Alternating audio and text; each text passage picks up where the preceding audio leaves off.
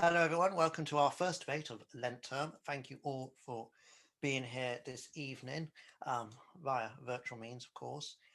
Today, we are debating that this House believes that euthanasia should be legalized upon request. We will, of course, be carrying out the debate as usual. We'll have a proposition speaker, then an opposition speaker, questions, then a second proposition speaker, and then finally finish with an opposition speaker and questions for them. We'll start with a vote, and after all speakers have spoken and we've had questions, we'll have a final vote. And we're also very fortunate this evening to be joined by a campaigner from Dignity to Die. Dignity in Dying, Dignity in Dying, Philippa Slatter, who is from Cambridge and is part of the campaign for Dignity in Dying. And she'll be speaking at the end of this debate about the wider issues of euthanasia and her campaign. So first of all, without further ado, shall we have a vote on the motion? And the motion, as I set out earlier, is this House believes euthanasia should be legalized on request. Can you all raise your hands if you are in agreement with that? All in favour?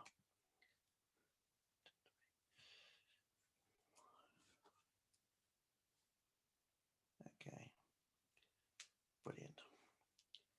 I've got 4 there. And those against the motion, raise your hands, please, in virtual means.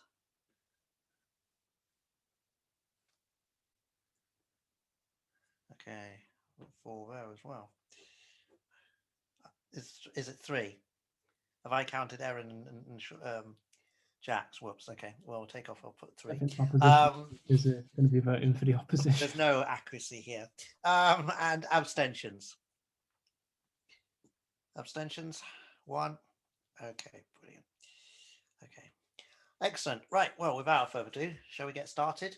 We'll have the first proposition speaker for this debate, Erin. Thank you.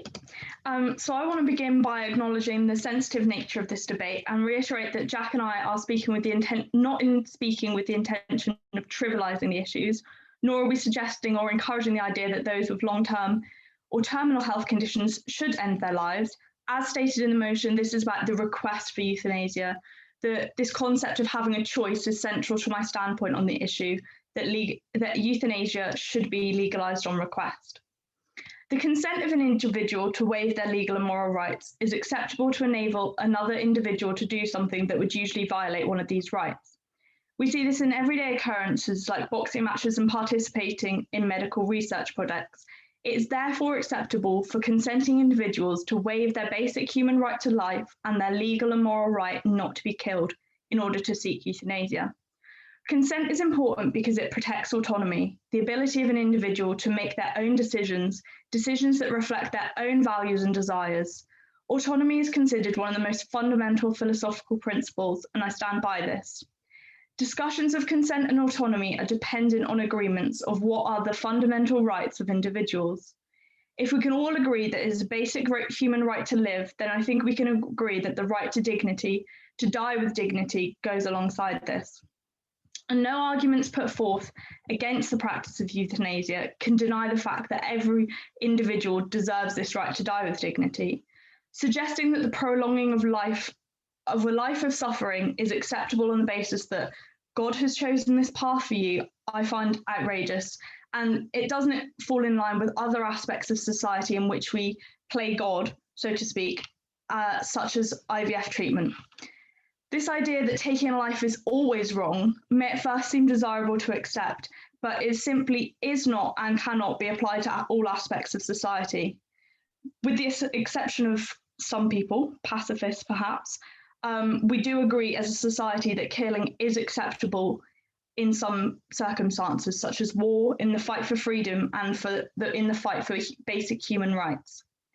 I also reject the proposal that the legalization of euthanasia will make terminally ill individuals feel like a burden to their family, on the sad basis that this is part of the harsh reality of many horrific and terminal illnesses. I don't believe legalizing euthanasia is going to make a difference to this feeling. Right now, the situation is that individuals are being forced to suffer. People are being forced to live in unimaginable physical pain, and not only that, are they also having to witness the agony of the decision faced by their relatives, to watch them suffer or to relieve them and risk going to prison. Euthanasia is the termination of a very sick person's life to relieve them of this suffering. Not only does it halt the suffering, but it also allows them this important right to dignity in dying. Affording people the choice to die on their own terms will stop unnecessary suffering, and this is exactly what the voluntary euthanasia proposed by the motion suggests, and I urge you to support it. Thank you, Erin, for that speech. And now we go straight to the first opposition, Ola. No? Yeah. Okay, well, I think an obvious argument in favor of the proposition is on the basis of some right or other to have autonomy over one's body. However, I think already an important opposing point can be raised in the case of Rodriguez versus Attorney General of Canada. And this is essentially a case about a woman with a debilitating disease with no prospect of recovery, trying to argue that she should be allowed the right to be euthanized. And the trial judge summarized by saying, it was the illness from which Ms. Rodriguez suffers, not the state or the justice system, which has impeded her ability to act on her wish with respect to the timing and manner of her death. And I think what this highlights from the start is that the imposition isn't really on a right to die per se. And for example, suicide has been illegal in the United Kingdom since the 1960s. Euthanasia is not simply exercising just a right to die, but demanding that another person deliberately intervenes to bring life to an end, because the patient, for whatever reason, is incapable of doing so by themselves. And I think once this distinction is recognized, it seems a lot less strange that the state wouldn't allow euthanasia, because the state frequently intervenes on matters of what other people can do to others, even with their consent. And the reason that these acts are criminalized is out of regard to the public interest. And while the interests served by allowing euthanasia are arguably very significant, e.g. reducing suffering, etc., so too are the interests that are protected by a blanket ban on euthanasia at request, which I would argue is ultimately a proportionate measure. And I think that leads to the main point, which is that on the need to safeguard persons who would become vulnerable if the proposition was allowed. And to start with this, I'm aware with the proposition being argued that euthanasia should be allowed on request, and not that people who haven't requested should be euthanized. But I think still it's worthwhile to dwell slightly on the impracticality and perhaps impossibility of implementing such a rule without abuse. In a letter to the Times, John Haldane and Alistair McIntyre noted evidence in the Netherlands to suggest that a lot of people are actually dying against their will through euthanasia. And the Voluntary Euthanasia Society found studies on the incidence of patient deaths without explicit requests. They found 3.1% in Belgium and 3.5% in Australia. And also you find skepticism in Parliament too, with the House of Lords Select Committee on Medical Ethics in 1994 saying that they didn't think it would be possible to secure limits on voluntary euthanasia. And so the prospect of some general rule allowing euthanasia on request without leading to the abuse of vulnerable people, such as sick people, such as elderly people, is, I think, very unlikely. And while this doesn't defeat the proposition entirely, what the evidence leaves is a dry and abstract proposition, which is disconnected from the real effects that such a rule would likely have. But more to the point, regardless of whether euthanasia could be made available on request, and in doing so would only actually affect those who are genuinely consented to being euthanized, I'm not at all convinced that it should be made available on request in general.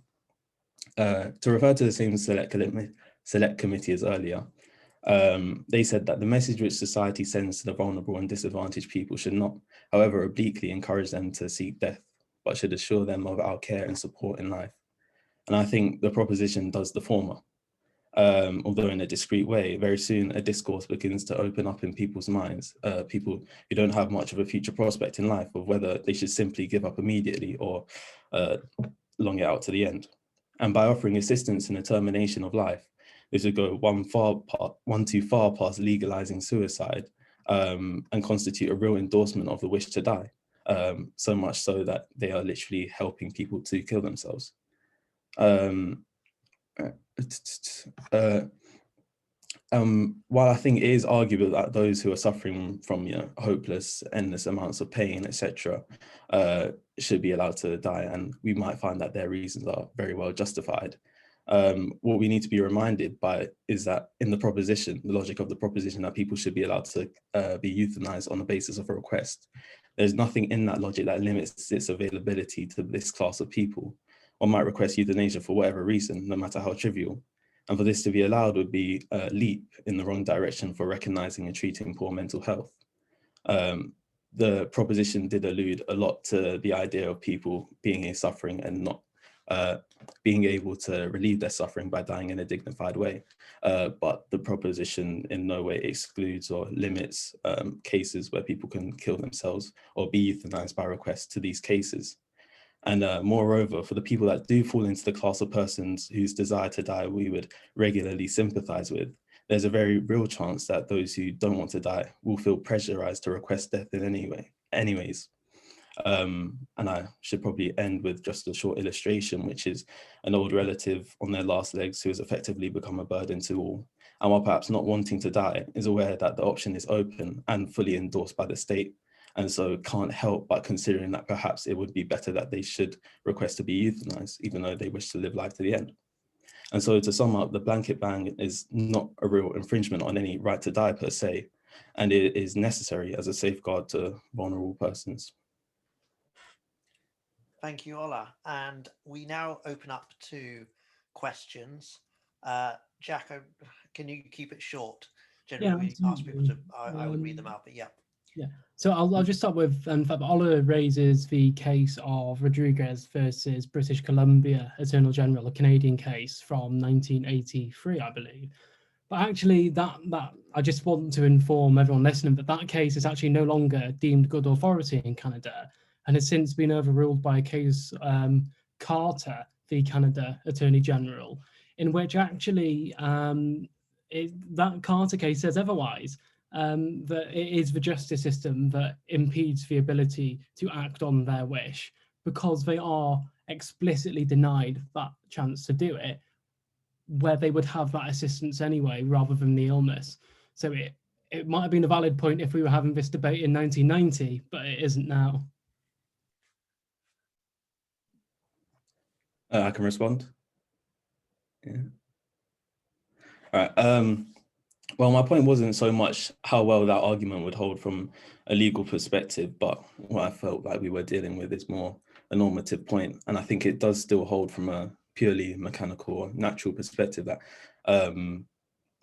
where someone is in like insufferable pain or whatever and is requesting to be euthanized, the reason that they're not killing themselves is naturally because they are unable to kill themselves. Of course, this might and doesn't still hold in a court of law, but I think just in terms of the normative discussion of things, it's a still valid point.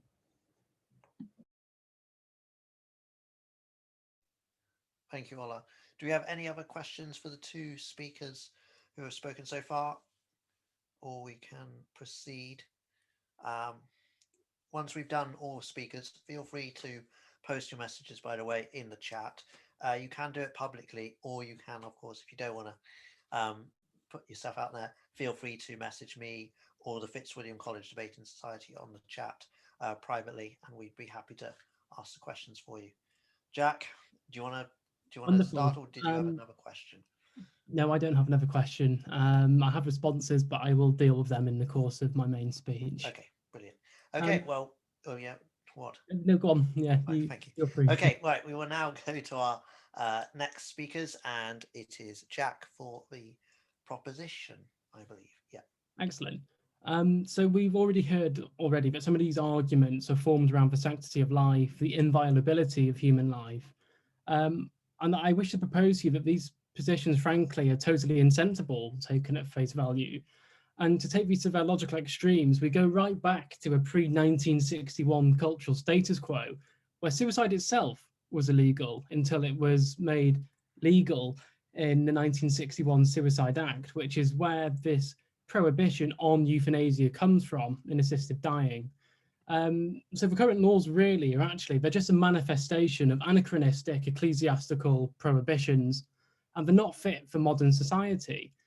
And we have to frame this in a question of, are we really upholding the sanctity of life by allowing people to live in non-autonomous, indignant suffering, rather than empowering them to make the autonomous, informed choice to die in a manner and time of their choosing.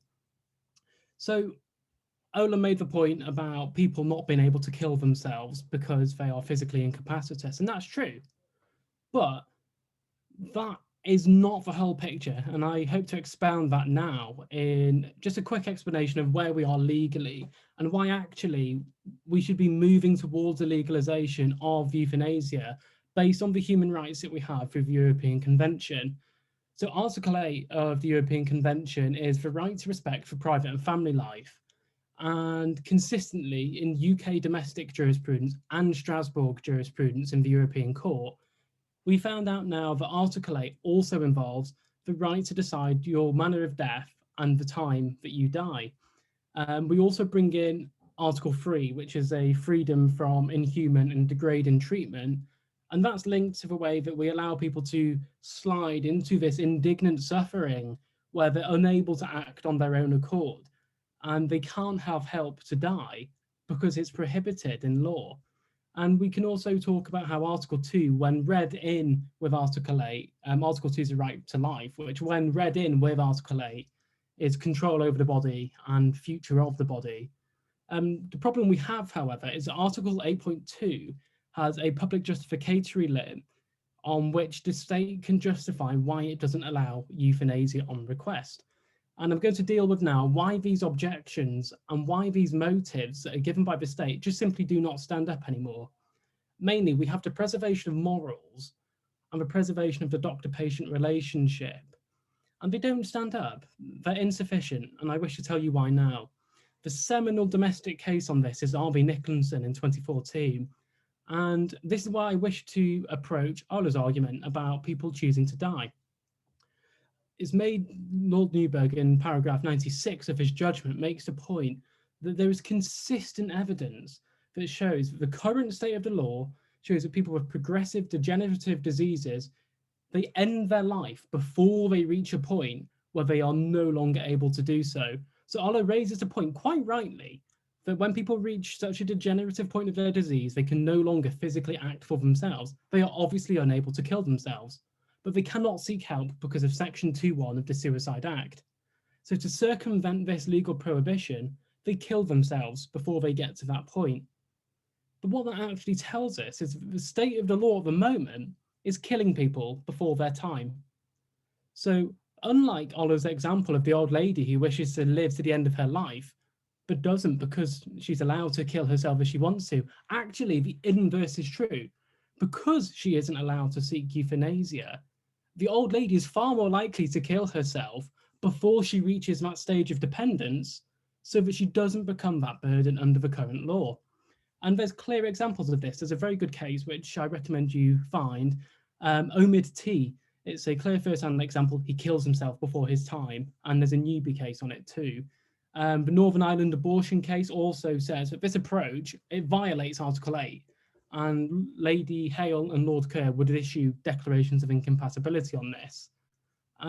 So what we have, I just want to deal quickly because I'm aware I probably don't have much time left. For protection of morals, it's just insufficient because it presumes a universal moral public consensus on the issue, when actually polling suggests that around about 80 to 85% of the British public would be quite happy to have assisted dying. And nor does it take actually into account what we do with other end-of-life treatment, such as the capacitous refusal of treatment, where somebody says they don't want treatment and we allow that to happen. But also, we actually have involuntary euthanasia in this country since Airedale NHS Trust v Bland. Now, some of you will be familiar with Tony Bland, a tragic Hillsborough victim who ended up in a persistent vegetative state for 4 years after the accident. And in the end, we got to a House of Lords ruling which tells doctors that they are able to withdraw life-sustaining treatment when somebody's in a persistent vegetative state. So we don't take into account the wishes of the person. Tony Bland, for what we know, may well have wanted to go on living, but we don't ask because we can't. So actually, we've already crossed the Rubicon of taking life away, and we do it without asking people whether they're comfortable. But yet now we're supposed to object to it when people tell us, fully informed, fully consensually, that that's what they want to do. Right. Am I out of time, am I? Yeah, if you can wrap it up. Very wrap it up then. Doctor-patient relationship. The Royal College of Physicians and the British Medical Association have polled doctors, and a majority of them are either in favour or neutral towards assisted dying. So we can't say that we prejudice the doctor-patient relationship when actually doctors tell us that they're quite comfortable to do that if patients ask them to do it. And doctors already since Gillick are well prepared to judge whether somebody is giving free and informed consent to a medical procedure. And the permissive jurisdictions where it is allowed in places like Canada, the Netherlands, they tell us that this works perfectly fine because you go through about 2 or 3 different doctors before you are allowed to go for voluntary euthanasia. So what we... Okay, thank you. Apologies for that, Jack. But I did say wrap it up, and you take that quite. You don't quite take that. I was. Anyway, thank you for that, Jack, and I'm sure there'll be plenty of time during questions to have a few more words on this issue. We now go to our second opposition speaker, Paul. Thank you. Well, I'd like to start by addressing a couple of points that Jack made. First of all, you said that, because people can't see euthanasia, they kill themselves early. I just wonder if people had the confidence that they wouldn't be treated as a burden, if they had the confidence they would be treated really, really well by their doctors, by their nurses, by society at large, then I think that they might not want to take that step early. I think it might be a problem with the kind of care we're offering rather than a problem with the law as such. As Ola said, it's a normative point. Also about involuntary euthanasia, I wasn't that convinced by that point, Jack. I think there's a big difference between an arm of the state killing someone and ceasing treatment. I think that they are completely different things. I think not sustaining someone who has absolutely no quality of life, ceasing to sustain that life, is very different from actually actively killing someone who otherwise, if there was no intervention, would continue living. So I guess I feel like I might have been invited to give something of a sort of Catholic perspective on this, which I'm not going to do. I'm not going to kind of talk about kind of nuns with rulers saying you should not do this or that, or I should say I work for the Catholic Church. I work for the Catholic Church in Cambridge, but what I'm saying doesn't represent that at all. I'm not a kind of mini pope. I can't kind of give any. So I'm completely independent of that. So I'm not going to talk about kind of trying to find meaning in suffering or like trying to imitate like Christ in martyrdom. I think that's completely irrelevant. And so I think the way that people are assuming that the opposition to euthanasia has to hinge on a kind of religious justification is completely mistaken. And it'd be ridiculous to try to argue that. I mean, I personally find it impossible to find the meaning in even the most kind of trivial suffering. I mean, I stub my toe and I kind of think, Schopenhauer's right, the world is pain, there is no God. So I'm not trying to argue people should try and find meaning in suffering. The point of having a liberal state is that we allow people to find whatever meaning they want in their own lives, and people should be free to pursue that meaning rather than the state imposing one kind of meaning on them.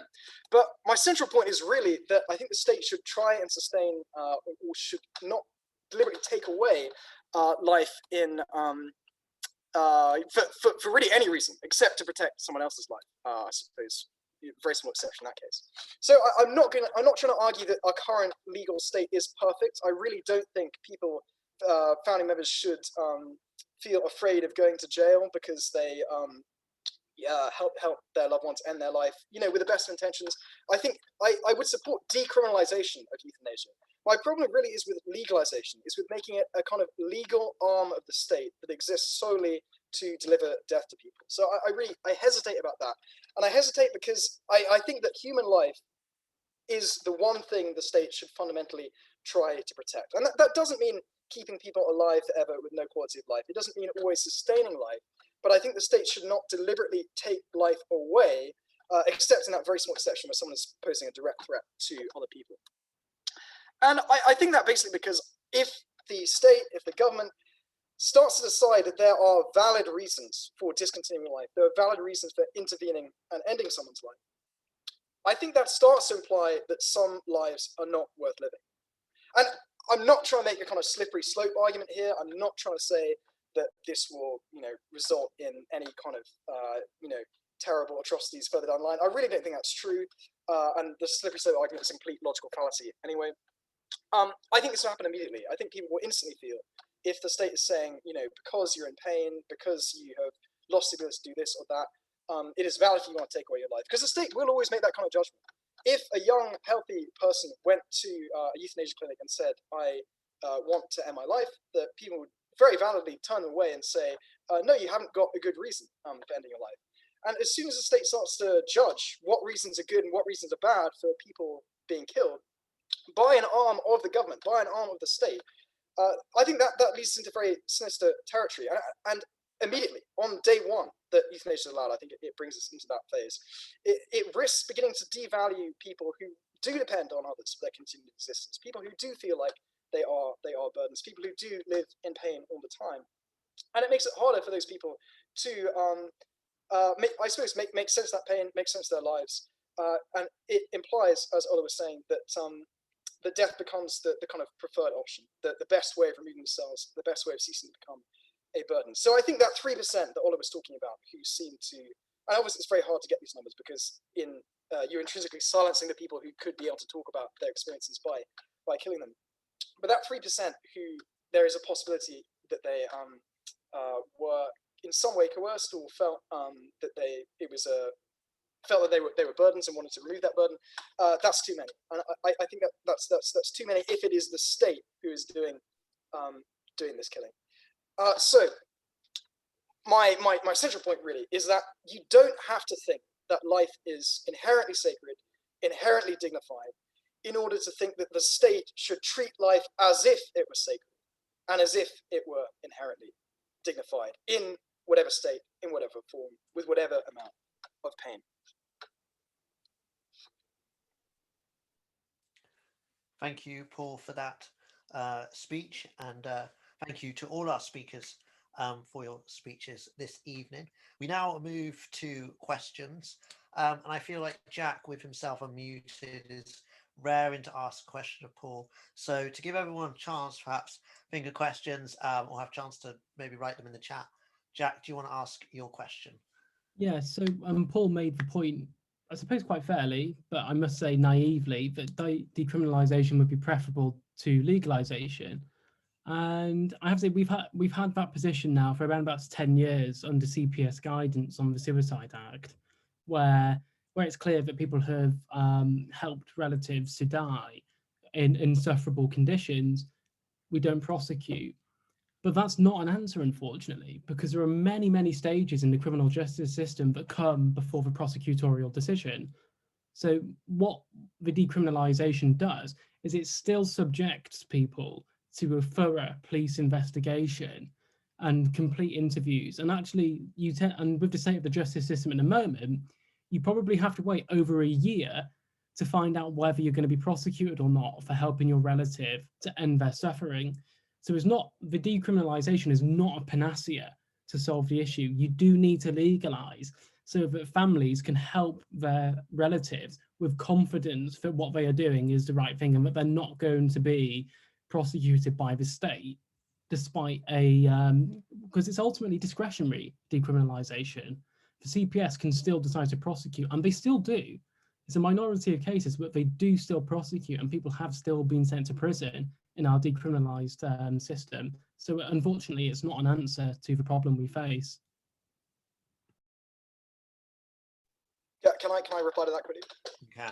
Yeah, well, I think it's perfectly possible that we need to shift things a little bit further away from being willing to prosecute. I think that is possible. But I think you need some kind of system. You need some kind of investigation, even if it's very cursory, because otherwise you do open the door for like lots of abuses and lots of there's lots of potential for people not to be properly consulted. Yeah, and that's totally, if I just very quickly come back on that, it's totally fair. And we would never suggest that wouldn't be the case anyway. But in a system, in all permissive jurisdictions where you have these allowances, that's why I made clear to tell people this, you have to see about 2 or 3 medical experts who sign it off, basically, that you have given your informed consent to go through voluntary euthanasia. So these checks get done pre-euthanasia rather than an ex post facto judicial assessment that we have now. It's far less degrading for the families involved. Thank you, Jack. I have a question to the opposition. If we take Weber's idea that the state has a monopoly on violence, how is the state getting involved in consensual death in any way crossing a line? And I think this was to Paul. Do you want to answer that one, Paul? Yeah. Sorry, I'm just trying to think that through. I mean, I guess all I can really say is like, I'm not sure that is really how I envision the state. I think that, you know, maybe that I more see it that the state should be trying to like minimize the amount of violence it enacts on its citizens, and we should be trying to move towards a state that doesn't depend on any kind of violence and has other means of like sustaining its legitimacy. Yeah, so that's basically the only thing I can say to that, I guess. Brilliant. I have another question here. Why does it says the proposition, think that another individual has the right to decide that good quality palliative care is better for someone else than dying earlier before an illness removes their dignity? Who wants to go with that? Jack, do you want to go? Yeah, so feel free to put in the chat if I'm not quite construing this properly, but it seems to me that the way you've taken our argument is that a third party decides whether a person should get euthanasia or palliative care, is the way I've taken that. Tell me if I'm wrong, but I jump in. That was me, and it was for the opposition. It was why do you think that good quality palliative care, why do you think another individual has the right to decide that that's the better option than dying earlier with dignity for someone else? Sorry again for the confusion. I do apologize. I read it as proposition. I think it was written proposition. I was slightly confused by that. Does Ola want to take that? Yeah, sure. Okay, so I think the thing is with palliative care, as opposed to just letting the person die early, is that we're not just trying to consider the individual who in the case would rather end their pain, which isn't actually going to alleviate, which can only be suppressed slightly, and then they're going to die anyways. We're not just concerned about that individual, we're concerned about the society-wide implications of allowing someone to be euthanized instead. And I think that is a particular difficulty with the topic, is because what you have to try and keep in mind is not just the individual who's suffering, who might make a very sympathetic case for why they should be allowed to die, and on the pure facts of that case alone is very understandable and you would say justified to allow them to die. What we have to consider is the wider picture, and in general, I think palliative care is a better option than allowing people to be euthanized, because it does work as a better safeguard. If the incentive and what you're allowed to do is only to help the people rather than to euthanize them as well, it does obviously prevent such abuses happening, such as the percentage of people who never actually expressly give their consent to being euthanized, and the people who might expressly give consent, but we have no way of knowing whether they did in fact want to kill themselves or did want to be euthanized of their own volition or were pressured into doing so.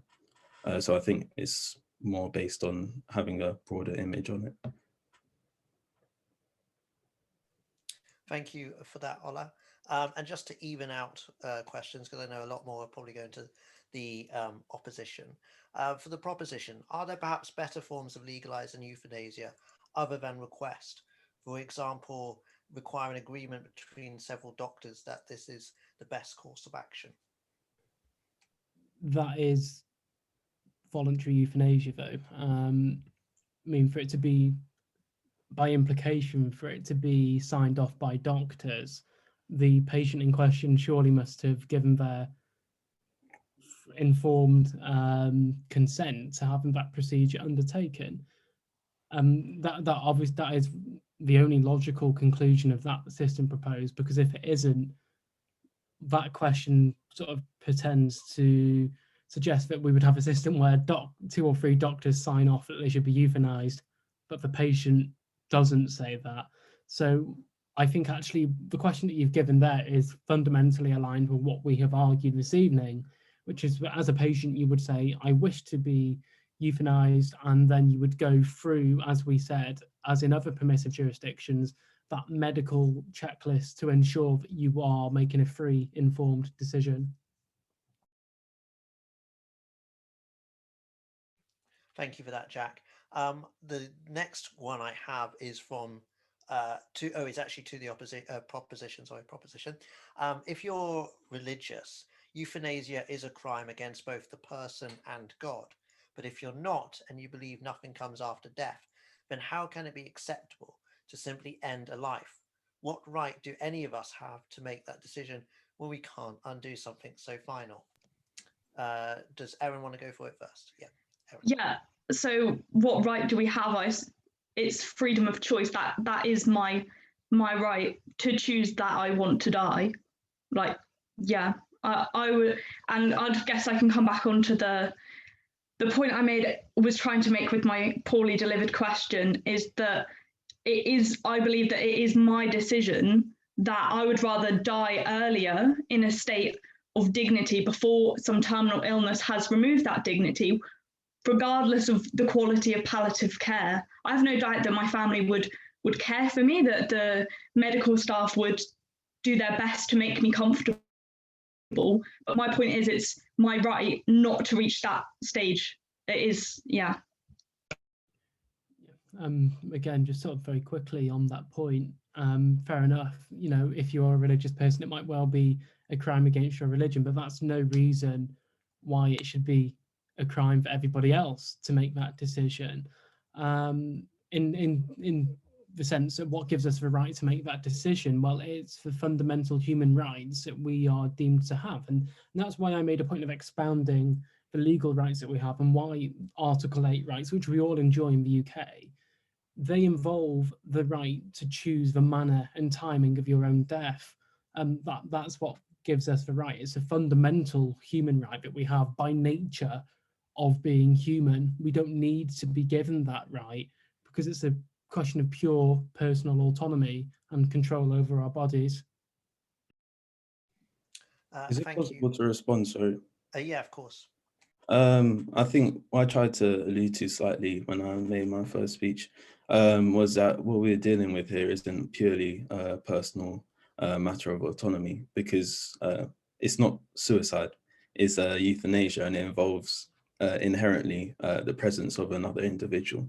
And so I think it can be slightly misleading to sort of rule out the distinction that there is between the two. Because euthanasia does involve other people, and we do regularly see the state intervening where to limit what one person can do to another. I think it's not necessarily a matter of just something fundamentally that you are entitled to when you're requiring the positive behavior of other persons around you. So yes, in a sense, you are entitled to a right to die, but that right to die would be exercised by killing yourself. So just my question is the opposition's suggestion then that it's far better that people just go around killing themselves rather than being euthanized, because nobody who would be administering euthanasia would be doing so against their will. They would be doing that either A, as a professional vocation, or B, as a relative who has had that discussion with another relative choosing to do so. Okay, thank you, Jack. That's it. Ola, a minute. I'm not too sure that it's really legitimate to say that another person is necessarily actualizing someone's will. Because, yeah, like we did say with the cases of involuntary euthanasia, for example, I don't think you can say that like a relative or a doctor who is considering their best interests is actually, in fact, necessarily acting on their will, even though they're taking a stance on what they think would be best in a person's case. And I think with voluntary euthanasia, yes, it is what someone is desiring. But then again, it is involving the actions of another person. And I think that is where the distinction comes in, because there is a distinction between aspects of what you're entitled to, which you can do by yourself, and things which require the presence of other people, which the state is much more likely to intervene in, because after all, the state's role is in the governance of the relations between persons as society. I have a question. We'll try and wrap up shortly. For the proposition, could they perhaps? Oh, sorry, the question suddenly moved. Could they perhaps explain why? What actual grounds are there for the one's right to die? Can you put this in terms of a sort of wider ethical system, and perhaps just sort of state it as a fact? Who wants to go for that one? Erin? I'll quickly touch on it because it's quite interesting for me, as this is something that I'm recently studying. It is this right to autonomy. The right to autonomy is your right to make an informed choice based on your own values. As I said in my speech, that is your fundamental philosophical legal right to make your own informed decisions. And me and many other people that would like voluntary euthanasia, if they were in the position of someone that needed it, that would be my autonomous decision. So that would be the fundamental ethical right that I'm talking about. Brilliant. Okay, I think I have one more question for the opposition, and this is if the legalization of euthanasia would increase deaths amongst the elderly due to fears of being a detriment to others, why then has this increase not already happened with society? Does Paul want to go for this one? Or does Ola? Wait, sorry, I don't quite understand the question. So if why has it not already happened? But we haven't. It is in societies where it is legalized, or in the UK. I would assume so. Yes. Oh right. Well, I don't think our argument does hinge on like it increasing. It leading to like a big increase in the absolute overall numbers of people dying. I mean, I think we're really arguing for the exact opposite of that. That you shouldn't be thinking about the value of lives in kind of big numbers like that, and that you should instead be defending life just in and of itself. So yeah, I don't think it's really a problem for our case if the absolute numbers of people dying don't go up, because it's never the numbers of deaths that we were concerned about. It was the kind of circumstances surrounding them that was the real issue. Okay, brilliant. I think we're going to wrap up just because we do have a guest speaker with us as well, and I do not want to lead them having to sit through this. I mean, it's brilliant that we've had so much discussion on this, and thank you everyone for this. We now go to our vote. So all those in favour of the motion that this House believes euthanasia should be legalised on request, please can you react now? Put your hands up. I've got 4, 5, 6. Okay, I've got 6. Okay, those against, if everyone's who's just voted, can you please take them down? Voters against the motion, please raise your hand. 1, 2. I got 2. Okay. Okay, you can take your hands down now. And for those who abstain, please react now. I've got 1. Brilliant. Well, those in favour of the motion have won by 6, and those against was 2, and abstentions was 1. Okay, thanks to everyone for the speeches. We now go to our guest speaker tonight, which is Philippa Slatter, who is from Dignity in Dying, a campaign in favour of voluntary euthanasia to be legalised. And Philippa represents the Cambridge group for Dignity in Dying. I think that's my best introduction for you, Philippa. That's perfectly adequate. Thank you, George. And good evening, everybody, and thank you for inviting me. It's been most interesting listening in. Yes, as George says, I'm from the local group of Dignity in Dying. Dignity in Dying is a campaigning organisation, and I would urge you all, in fact, to have a look at their website. And I think if I do that now.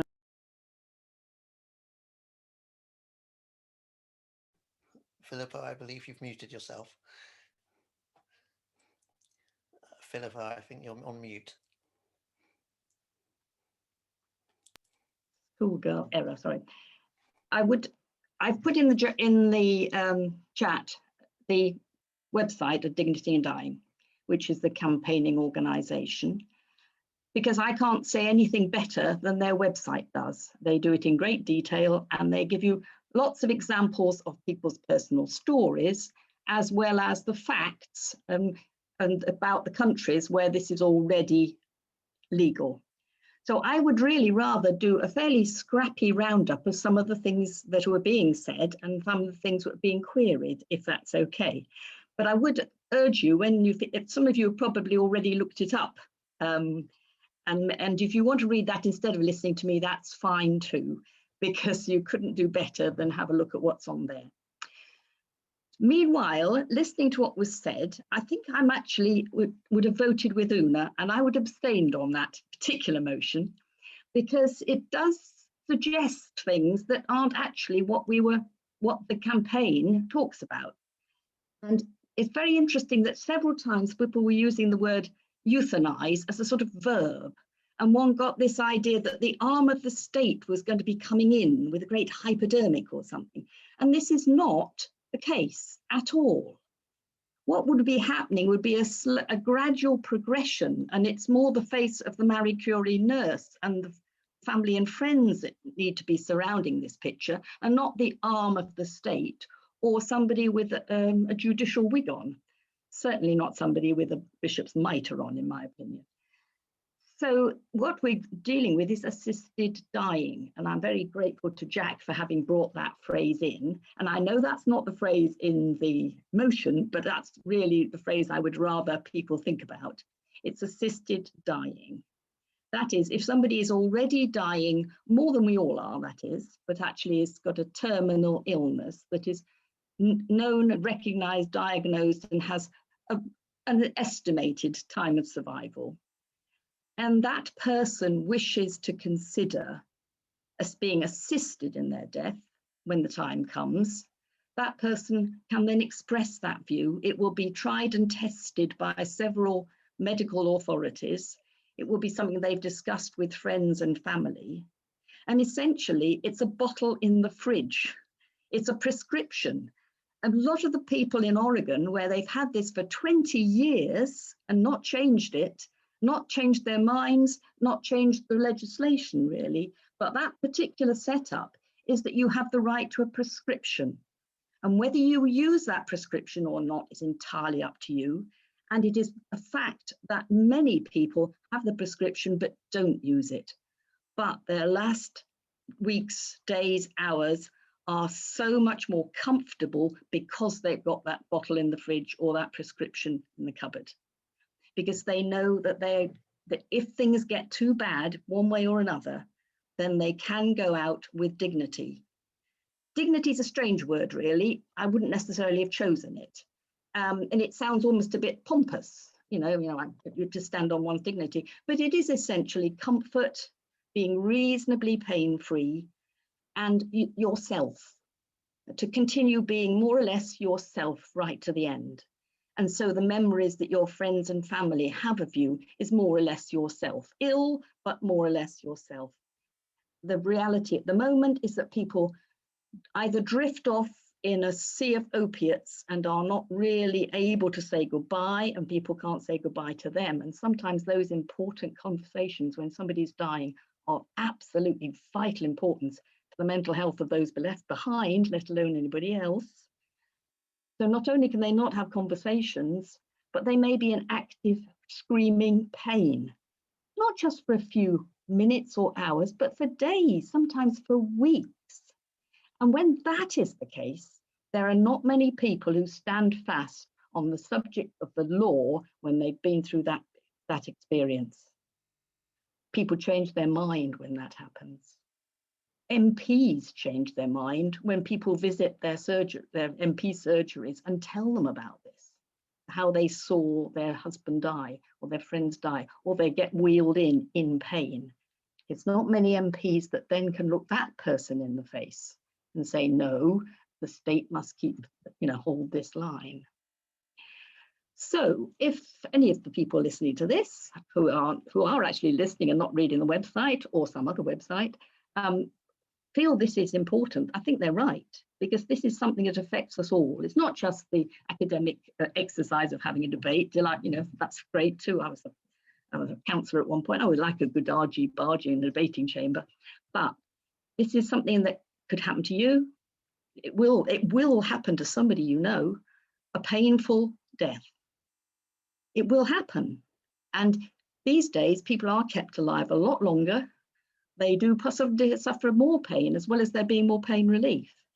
And often it's the people who are delivering palliative care who support the idea of having that prescription, that bottle in the fridge ready if necessary, and by the wishes, the informed consent of the patient. Not because somebody else thinks it's better for them at all. That's not how it works. But it's the wishes of the person involved.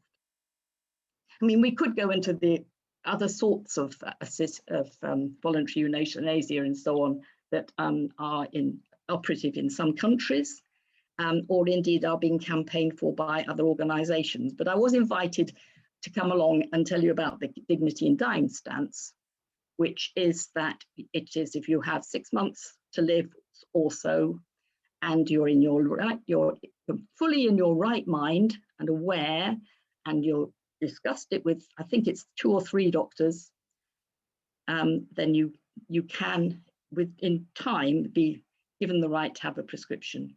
That's how it works. You're not euthanized. It's not the arm of the state. It is compassion in dying. It's a good death all round. It's the proper use of the word euthanasia, a good death. I was a nurse. I was always proud if I could help people have a good death. I've still got a mug the family gave me that I bought with the voucher they gave me. And that to me is that woman's good death. I drink coffee out of it. You may think that's weird. I was a nurse looking after people with spinal injuries and multiple sclerosis, degenerative disease or trauma. And there's obviously people can have a very full life, paralyzed from their neck down. I have a very good friend who was injured playing rugby at college. He went on to get a degree or 2 actually, hold down a very good job. But I am his Zurich buddy. If things get too much, I want him to be able to escape. And I'd rather he didn't have to spend all his savings doing it in Zurich. I think he should be able to do it in his own garden with his friends about him. That's what assisted dying is about. And that's why we need to change the law. So I've left my email there. If anybody wants to actually form a Cambridge group, there are groups in other universities. Warwick, Durham, Glasgow and Edinburgh all have student groups campaigning for dignity in dying. Come and join us. Or if you want to have a specific meeting, I'm very happy to come and talk more detail about what it's all about. But meanwhile, please just look at the website. It's all there, better than I could express it. Happy to take questions. Thank you so much, Philippa, for that. I'm sorry we can't really give you a round of applause like we could in the old days. But thank you so much for that. There's no drink in the bar either, is there? No, exactly. I did manage to sip a gin and tonic throughout this debate. I'll allow myself one later. Well, thank you so much for joining us. And if anyone's got questions, then please do sort of either message in the box or perhaps, just message in the box would probably be best. I'm very happy to listen if that's allowed. It's better than trying to write it. Well, we will see if anyone does. You are welcome to turn your camera on and ask a question as well. I will just sort of maybe perhaps ask a question, Philippa, about the campaign itself, and just ask sort of how far or how well the campaign is going. You mentioned obviously that some MPs, of course, are interested or engaged in this, but sort of is there any feeling that there's momentum? Oh, absolutely. I mean, I would not have believed it a few years ago when we lost the last vote in Parliament. We are close to a majority in favour of changing the law. That is amazing. And I think it's because there have been stories in the press, often because campaigners have brought it to the fore and brave people have shared their own lives and their own experiences. And that's, and that's very powerful. And people are also looking around the world and finding that lots of people are changing the law. Now, why is it being denied to people living in this country? And sometimes the more conversations you have, we had a stall at Mill Road Fair in the days when you could have such things. And it was quite extraordinary just how it was more or less unanimous that people realized in talking about it that A, the present situation would let them down if they were in difficulties, and it could be changed, and it being changed elsewhere. And the things about being vulnerable or whatever, there's so many things I could have talked about. The thing about being a burden.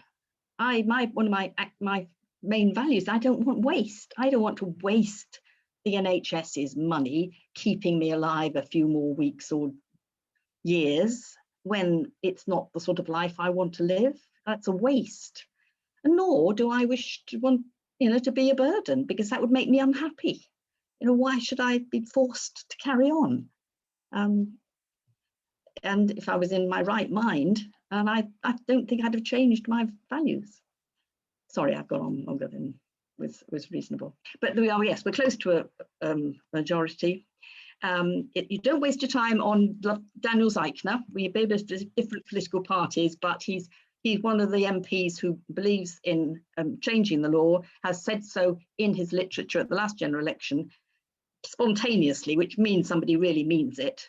And you're probably all registered to vote here, but if you've got if you've got an MP back home, try them if you want to change some minds.